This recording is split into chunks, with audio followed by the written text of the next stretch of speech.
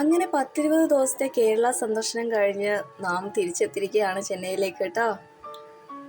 ഉച്ചയായപ്പോഴത്തേക്കും ചുമ്മാ ഇങ്ങനെ വർക്ക് ചെയ്യുന്നതിൻ്റെ ഇടയ്ക്ക് ഫോണിങ്ങനെ എടുത്ത് നോക്കിയപ്പോഴാണ് ഈ ഒരു വീഡിയോ കാണുന്നത്. കഴിഞ്ഞ ആഴ്ച എന്തോ അമ്മ ഉണ്ടാക്കിയ ഒരു അസാധ്യ ഊണാണ് കേട്ടോ. കണ്ടു കഴിഞ്ഞിട്ട് കൊതിയാണെങ്കിൽ സഹിക്കാൻ വയ്യ.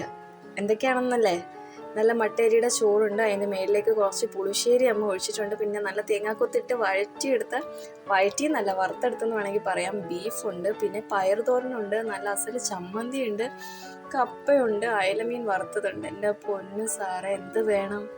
അന്ന് ഈ വീഡിയോ ഇടാത്ത എന്താണെന്ന് എനിക്കിപ്പോൾ ആലോചിച്ചിട്ട് ഒരു പിടുത്തവും കിട്ടുന്നില്ല കേട്ടോ.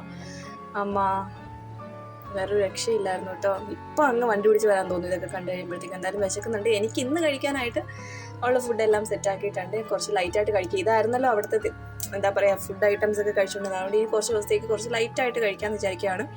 അപ്പോൾ അമ്മയ്ക്കൊരു അടിപൊളി